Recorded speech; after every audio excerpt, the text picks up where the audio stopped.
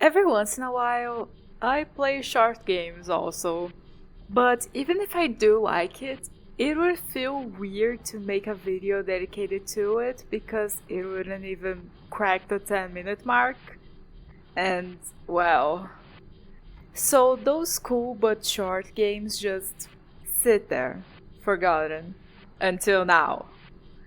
These are 3 really cool short horror games.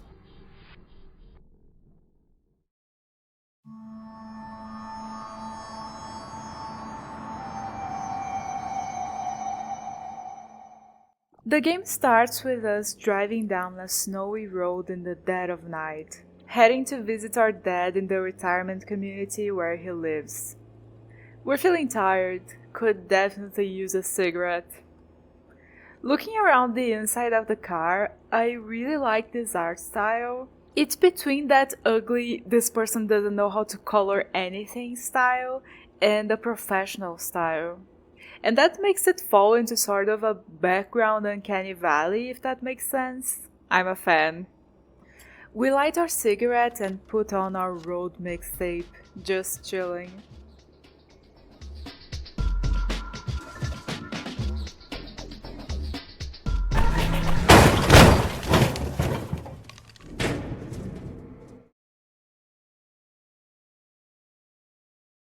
We wake up alive, but our arm is definitely broken. Getting out of the car, we see a scrap from a newspaper, warning of a terrible blizzard. Well, someone here forgot to check the weather report. There's a road to the left, which we follow. Here, the background uncanniness is on full display, the light being just a little bit off. Continuing on the left path, we see where we are, the Windy Oaks National Park. Funnily enough, all we can see are birches. Continuing, we see another branching path. One leading to the mines, the other to this cabin. And there's a piece of clothing on a branch we can't quite reach. Going towards the cabin, we can see that it's the visitor center. And seems like it was closed shortly after being opened. Probably recently too, if the level of deflation of the balloons was intentional. The close notice doesn't offer any further details though. At the back, we find a generator and a hose which we take. Of course it's out of gas. I'm just telling you out of, format of the story. Kinda like how fairy tales always have to state that once upon a time. Horror stories have to state that the generator doesn't have any gas. And there's also an axe here, which we take. We try to reach the yellow rag with the axe, but our guy says that a few swings of it should bring the entire thing down. Well, okay, I guess it is easier than keeping your balance and stretching with a broken arm and all. The rag has a pocket and we find a key. Also, there's this little carved face on the tree, and I regret to inform you, it doesn't change. At least I didn't see it change. Maybe I didn't check on it often enough. Back to the visitor center, we unlock it, and lucky us, it's as cold in here as it is outside. There's also a note here, from Al to Josh. It reads, "Josh, I need you to call me as soon as you find this note. I don't know what kind of prank you are trying to pull, but you can't just disappear with 2 guests in the mine. The police have been contacted and they want to start a proper investigation when the storm dies down. This is a very serious situation, so please contact me at once and I'll be over to sort everything out. You can call me by using the radio in the back room. I know you have Samantha's car to get in. When you do that, I'll be over within minutes. Ow." Here we grab an empty water bottle and notice that all the emergency call signs are missing. Great. In the back room, there's a vending machine. This door we need the aforementioned keycard for and some booze. Latvian Soviet Socialist Republic 193 proof vodka. How Latvian Soviet Socialist vodka ended up in Alberta is way above my pay grade, sorry. Back to the reception desk. Hello? Before we go explore the mines, let's check that right path out. There's nothing much here, but going forward we end up back on the road. Okay, so nothing? Really? Fine, on to the mines. To the left, we find the only oak in this entire place, and yes, we're all thinking it, but just shh. Continuing on our way, I think this is the best background in this game, to the point where it doesn't even feel uncanny anymore. Unfortunately, that makes the snow effect look really cheap, but hey. Walking into the mines, we can read another note, this time from Samantha to Al. Al, sorry to let you know like this, but I'm done. I'm going home and not coming back. I gave my keycard to Josh to look after. I can't keep going into that mine, it's seriously freaking me out. The darkness and sounds honestly make me wonder if something is down there.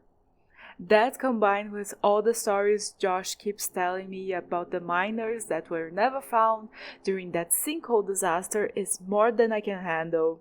So here's my notice of resignation, Samantha. Here we can also grab this lantern and notice that the elevator is out. Well, we have a hose and an empty bottle. You know what that means. Tastes and burns like gasoline. We can also use the Latvian vodka to fill up the lantern, then back to the generator to fill it with the gas, and yippee, the power is on! I appreciate that Shivers didn't take the easy jump scare while we're trying to get the generator going. Like, oh, it didn't start, we need to try again, ah! If you take every chance at a jump scare, your game, movie, whatever just becomes a cheap, spooky foghorn sounding machine. Doing this, like, oh, there's actually nothing here, keeps us on our toes. Inside, we see that yes, the lights are on, but we still don't have that key card. Okay, now on to the mines, for real. The generator apparently supplies the whole park. I thought that you had to have one generator for each building. Like, would it even be worth it to connect that one generator to the mines all the way over here? Anyways, get in there. So, the other day I had a dream where Bully had a prequel where you were the main character but like as an 8-year-old. And he loved to wreak havoc in his apartment complex. And I played that game all the time. I especially loved making the adults believe that the building was haunted. No, yeah, all that in the dream. And there was even more stuff going on in my dream real life. Cool, right? Oh, we're here. And the button is broken. Yay! We're gonna have to find another way out. Continuing onwards, we find a beer can and wow, I really like this flashlight effect. Flashlights are a talent granted to few. Some AAA games have terrible flashlights, and meanwhile this little free point-and-click game has a pretty convincing flashlight effect, such as life. Going through this doorway to the right, we find ourselves in a sort of storage room, with Mort the Mole keeping us company. The main character thinks that Mort is creepy, but I don't think so.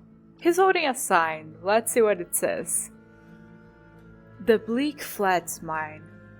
The Bleak Flats Mine was closed in 1948 following a disastrous mine collapse prompted by the unexpected opening of an enormous sinkhole within the central excavation area.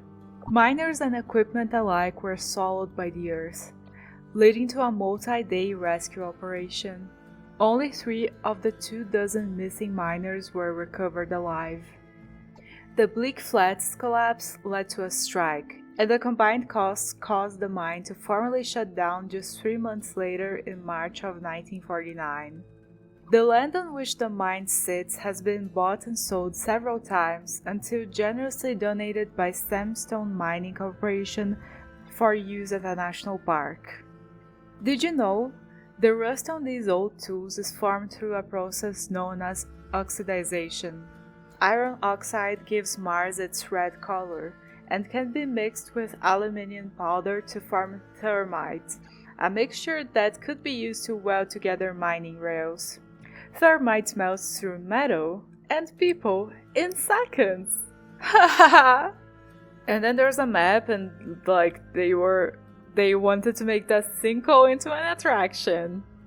And wait, are sinkholes like natural phenomenons? I always thought they were caused by mining too greedily and too deep. Okay, I learned something new today. Moving on, there's a hole on the wall here, and when we reach to grab the screwdriver... Yeah, watching now it seems kinda cheap, but when you're playing alone at night, the creepy hand does its job at making you at least slightly unnerved.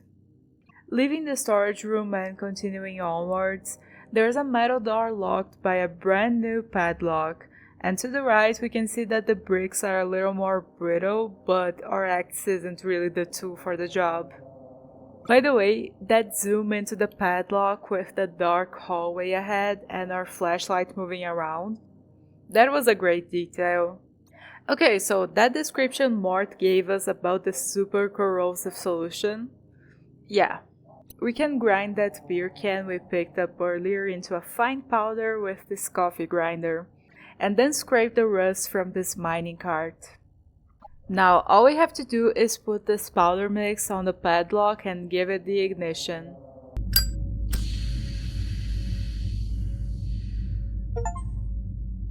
Going forward, we find ourselves in a maze of caves. Just like in real life, after enough attempts, we find the right way, ending up at the one and only sinkhole. Ooh, pickaxe! Looking to the right, our vision starts to shake, and entering that chamber we see...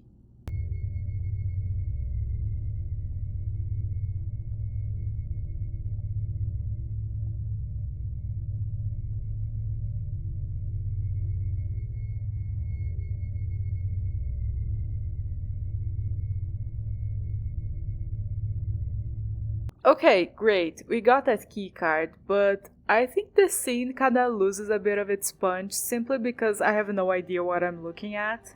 Like, okay, we have Josh's upper half, but like, what is this?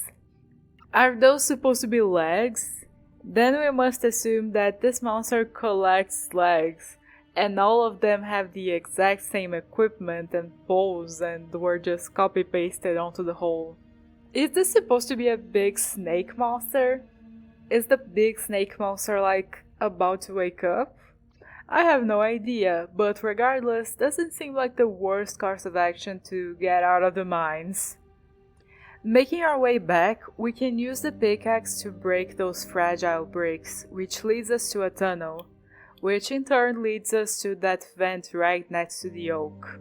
We just have to get rid of a few of these screws and we're out. Damn, how long did we spend in the mines? Everything's dark again. We make our way to the visitor center and open the keycard door, which grants us access to the radio equipment.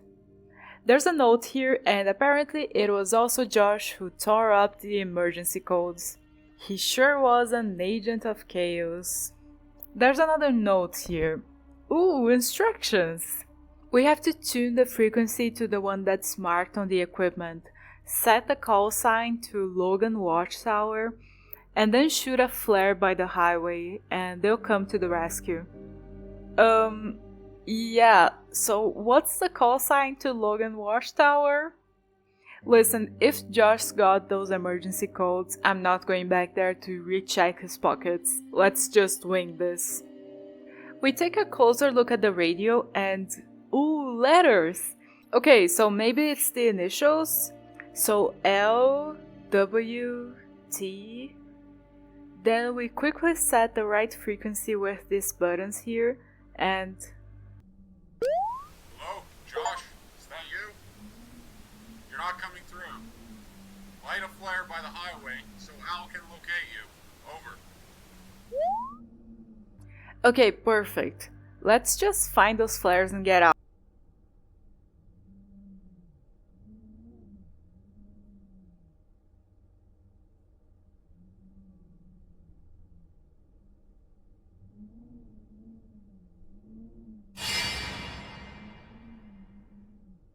I was spooked, not gonna lie. I guess because I was in that la la la la la looking for the flares mindset, and then I noticed that silhouette. Yeah. By the way, I also had a dream about that scene, but it was actually Mort, the mole, was the creature stalking us. And one of his friends, I don't remember which animal he was, like warned me to get out of there. It was very like, it felt like a FNAF fan game, honestly. But anyway, we make our way to the highway, but damn, okay, think. What can we do? Turns out that we got both a Roman candle and fireworks from the radio room, so we can use one of them to distract the creature and lure it away from where we need to pass through. I need to be ready to run. Yeah, dude, you don't have to tell me twice. As soon as we light the fireworks, we run to the highway, set the Roman candle on the snow, and light it.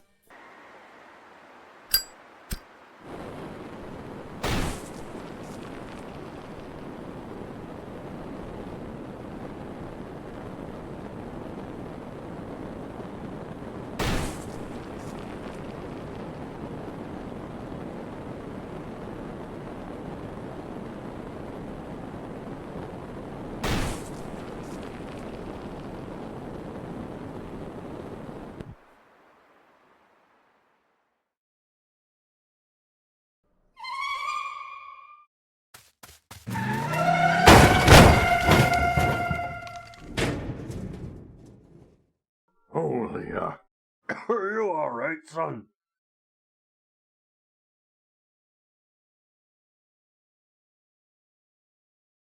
And that was Shiver. Surprisingly, I like the monster, the doll-like way in which it moves and the eerie colors. I don't know, it's simple yet effective. I especially like that the Predator-style mouse looks more like fingers, but we can never see it clearly, so it's just like, what nightmare feel did I just witness? After the credits, we are looking out the window at our dad's place, and everything is well. So yeah, I really like this one. The devs have other games though, none of them following in the same aesthetic I loved. There are some time lapses of the background paintings and they were created by mixing painting and photographs, which is something that I love and I'm trying to implement myself. Though not as well as Kawaii Sugoi Studios. Yeah, the name is stupid, but hey, the game is 8 years old. Well, anyways, I guess that's all I have to say. Let's move on to the next game.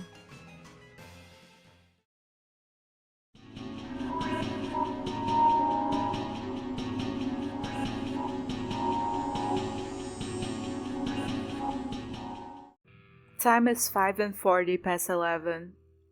I have received another artifact from my old friend, Professor Ortvai. He writes again about how he misses working with me out in the field, and his remorse about the accident. I immediately felt a chill down my spine, and was once again back in the cave, trapped and hopeless. I compose myself. I need to focus on my work. Time to start the examination. Name: Artifact number 297. Site: Kurgan Burial Mound, 7B, Ural Mountains. Material: clay. Age: unknown. Function: unknown. So we're an archaeologist at our table ready to study this mysterious artifact. We know that the clay figurine has what resembles a human face, then turn it a bit for further inspection. Taking a closer look with our magnifying glass, we see some runes carved on the side, and that's when the main character suggests that he might find something more about it in his books. Clicking on the books, we can search keywords, and if they're relevant, a page on the subject will appear. Searching for runes, we find this page, which shows 3 examples of the letter U, written in 3 different runes. Comparing them to what we have, it's clear that we're dealing with the Rovas variation, so that's what we search for next. Old Hungarian runes. Written from right to left. Okay, good. Just give me a moment to translate. Okay. Erdung. Searching for that name, we find out that Erdung is a shape-shifting demonic creature from Hungarian paganism, and one of the earliest recordings of it was found on the Skiaoura tablet, found in the Ural Mountains. Turning the figurine again, we notice something on its back. Seems like some type of metal that goes into the clay, making it impossible to extract. Maybe we can at least figure out what type of metal it is? Searching for metal in our books? Yes, we're out here looking up extremely basic concepts, but sometimes that's good. You know, I encourage you to look up wildly accepted beliefs because sometimes they're not true. So, okay, searching for metal, we find out that iron is easily distinguishable from other metals because it's magnetic. And sure enough, when we bring our compass closer to the figurine, it reacts. So, iron. Searching for things about iron in our books, we see that there are two types of ironwork: cold iron and cast iron. And that cold iron is connected to the mythos of several different cultures. I was gonna go into like a Wikipedia deep dive about cold iron and why it has that importance over cast iron, but like imagine how many academic papers I would have to read to find out why cold iron is important and why cast iron is not. Anyways, it's believed to repel or harm otherworldly evil creatures. Well, seems like this line of research is exhausted, so let's try some of the other keywords we've seen. How about the Skiaoura tablet, where Erdung's existence was first recorded? Found in the Ural Mountains, the Skiaoura tablet depicts the legend of a star that fell to earth. And out of the star, the 7 children of Erdung crawled out. According to the legends, the children caused misfortune, sickness, and death to mankind, but a brave Taltosh used his cunning to lure and trap the creatures. Out of the 7 children, only 6 are depicted on the tablet. This could be because of damage, but one hypothesis states that this is evidence for the 7th children being the folk creature Moebius. Ooh, what is this Moebius? Okay, so basically Hungarian boogeyman. Got it. Yes, spooky, very spooky, but like, this thing is so merchandisable. I personally don't like plushies and Funkos and things of the sort, but I'd buy this little clay guy. Anyways, interesting, a black liquid is flowing.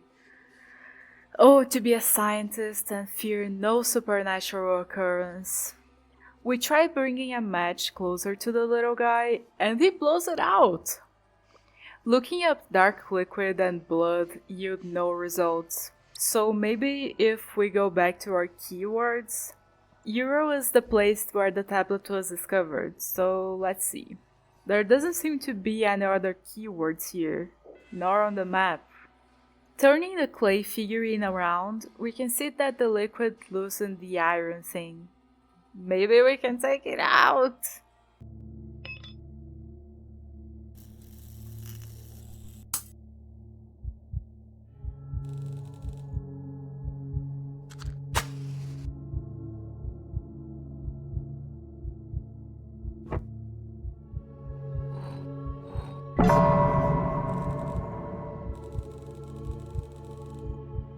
Investigate what, Mr. Scientist? We get up and look around with a candle, and I really like the graphics here and the slight fisheye effect of the surroundings. To the left of this artifact shelf here, we can see some black stuff. Well, investigate we will. Jesus Christ. That was a good one, not gonna lie.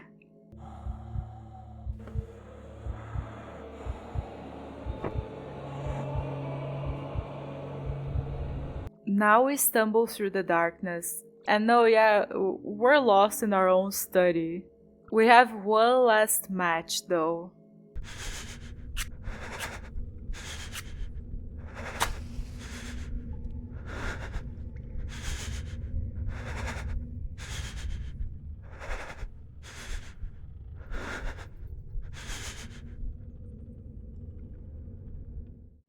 Excerpt from the newspaper article titled "The Children of Clay."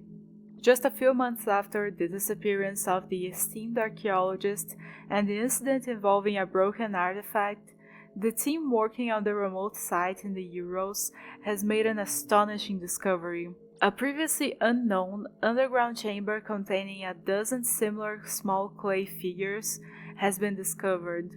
They are already in contact with several universities across the globe to further study them. And that was Children of Clay. I really liked it. As previously mentioned, I love mixed medias and yeah.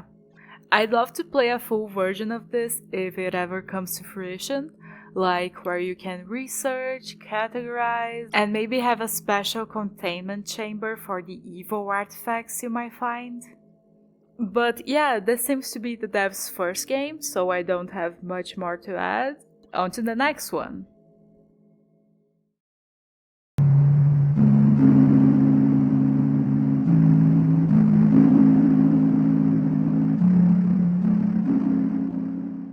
And so you were sent to this outpost in order to make a recompense of your works. Your time here has languished, unfruitful. Neither you nor your collaborator, Nois, are eager to start today. Instead, you wait together in awkward silence in the control room. Come in. Please receive. The voice of Twiz abruptly focuses you. A call from the home colony is important. We are receiving you, Twiz. Nois looks at you dismissively. I hear you clearly, Twiz. Listen. It has already been a month of rutting season. You have not located a single usable signal for the home colony. I must say that there is great displeasure with both of you. Please remain vigilant so we don't squander this season away. Do you understand? Yes, Twiz. We will move to remedy any issues. Isn't that correct, Penry? We won't fail our magistrate, Twiz. Then we shall expect to hear from you very soon. Twiz out. Get everything online for today, Penry. Okay, first things first, I love the art style here. Second, I also love how we know absolutely nothing about what's going on here. What I don't love is the dialogue sound. It genuinely gave me headaches. I think that maybe if each individual sound was just slightly shorter, it would be okay, but as it is, no, it's just so annoying. Well, on to our tasks. We tried to turn the computer on, but there's something wrong with it. Nois tells us that, oh, something is missing. Go to the storage room to get another. This is the biggest storage room I've ever seen in my life. Look at the size of it compared to where we are. But I guess it makes sense for an otherworldly outpost where we can't just go to the grocery store if we're missing anything. Here we can see this big...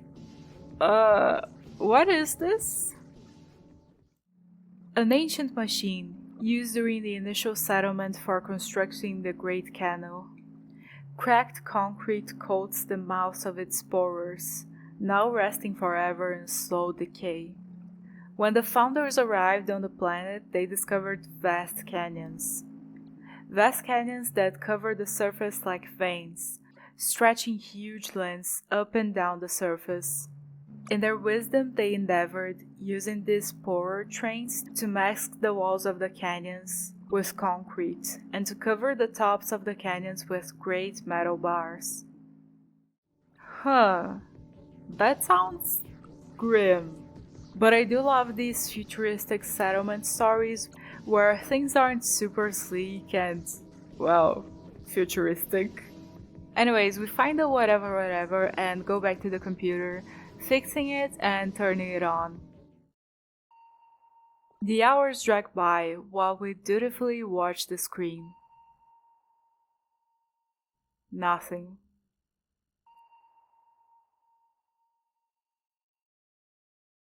Time for dinner. In the form of IV bags. Over the delicious meal, we speak with Noise. May I incline my heart to speak with you, Penry? My friend, the time will come soon I shall return to our home colony. I am sure of it, as merry as a heart can wish for my future regeneration. Noise takes a deep breath. Exiled here as we are for some punishment of our flaws, I will redeem myself in the eyes of our governing magistrate. It cannot be long now, by grace. We must find a signal, and we certainly shall, as long as I am here. Noise slowly removes the IV from his arm. Good night, Penry. Noise stands up and leaves the room. Good night, Noise. We follow shortly after, going to sleep. And then several days go by. On this morning, we ask Noise why he's so eager to go back to the home colony and for his regeneration. Well, apparently, regeneration is everything. To be recognized and respected in the eyes of the magistrate, to be welcomed back to the home colony, to be given permission to raise a child of our own.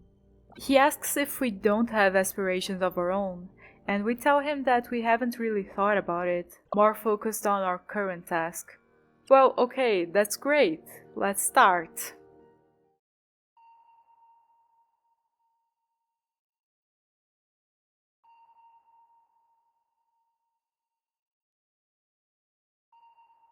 And once again, hour after hour, nothing shows on our screen. As we watch, Twist calls again, telling us that the magistrate himself is extremely disappointed in us, and that we have exactly 1 week to find a signal, or else we can kiss our regeneration chances goodbye. Noise is pissed, blaming everything on us, and that we, with our incompetence, will not bring him down with us. Just let him be. If we put him in his place, he'll just make our stay here even more brutal. The remaining hours go by, and then it's time for dinner. This time, we talk to Noise about why exactly are we here. What are these signals? They must be incredibly valuable if even a single one can grant us regeneration. But what are they? What are they used for? At this, Noise calls us stupid. The magistrate commands, we follow. What else is there to think? We then go to sleep, and the next day, Noise isn't even talking to us.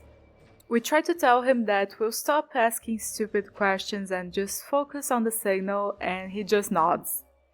Someone's super pissed at us.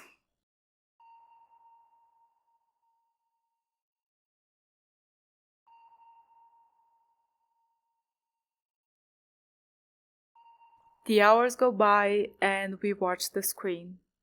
Eventually, Noise announces that he's going for dinner, frustrated as ever. And just as he leaves, a signal starts blinking on the screen. We try to press the button to inform Twist, but it's not working. Checking the electronic components, another something is missing. We have to get the substitute. We run to and from the storage room as fast as we can, grab the thingy, quickly fix the button, and finally reach the home colony. Twist in, please report. Twist, there is movement on the console. I am prepared to track for your dispatch. Initial reading appears to be 82, 7701 and 42, 762, 90. Maintaining. Excellent. I will dispatch immediately. Please hold. What are you doing, Penry? What is the meaning of this? Noise begins to say something more when the intercom static returns. Please report. I have sent out the hunter to your initials. Twist! Noise coordinates, please. I don't know. Current reading appears to be 82, 02301 and 43, 114, 90. Still maintaining. We are seeing little movement currently. Noise hisses at you. This is my moment, Penry. Quiet yourself immediately. Thank you, Penry. I have it on my screen now. Hunter is inbound. We can expect to make contact shortly. I am encouraged, Twist. We will be— What is with this idle chatter, Noise? Clear communications immediately. Noise clenches his fist and turns away.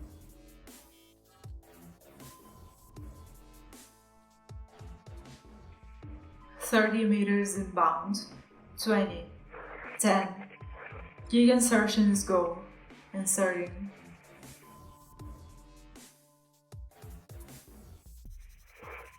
We have connection. Releasing. Contact appears successful. Tracking angle was strong. The rest is up to the hunter now. I am relieved that you found a signal. Pray that our hunter returns successfully. I will inform our magistrate. Twist out. Yeah, it's on you for leaving early. He storms out and we soon go to sleep, not really caring that Noise is probably gonna murder us in the middle of the night. You sleep soundly. You dream of radiant, colorful skies and warm, soft air. In your dream you have a child. You watch as they lay under a bright sun. Their hair sways in a gentle breeze. You see their maskless face, smiling, radiant. They begin to laugh. You see a darkness building in the distance, moving fast. Small black clouds, frothing tremendously, begin to cover the sky. Lightning illuminates pockets of ugly green-brown tempest. Your child sinks before your eyes into mud. The ground is wet, an ocean of sludge. The clouds now obscure the entire sky, as it begins to rain thick black ooze. You wake with a start. A new day begins. We enter the control room, and Twist soon contacts us, congratulating us on the signal and telling us that she has a feeling we'll probably be returning to the home colony very soon. She then asks us if Noise is with us, and we tell her that he isn't. We'll look for him. Entering the storage, we see this shadow.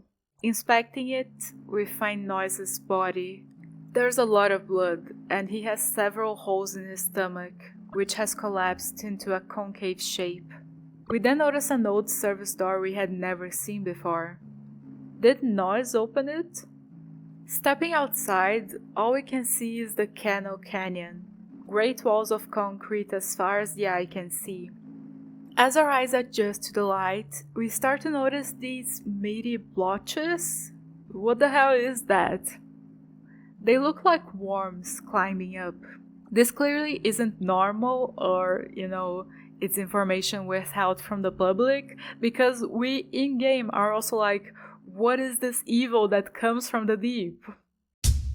You feel the scaffolding lurch beneath you, and you reach out to grab onto the railing. This cannot be happening by grace. A horrible meaty worm squirms in front of you.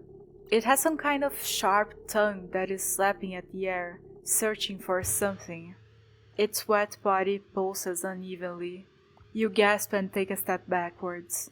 The worm reacts to you, coiling itself up like a clenched muscle.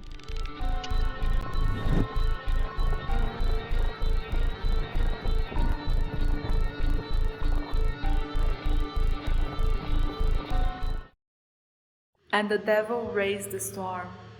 till it swept back onto you, all righteous and still, yet sucked dry with justice too. The devil raised the storm, trenched deep with firm belief, for in ignorance you give your plea. Now your body in dirt beneath, so shall decay be brief.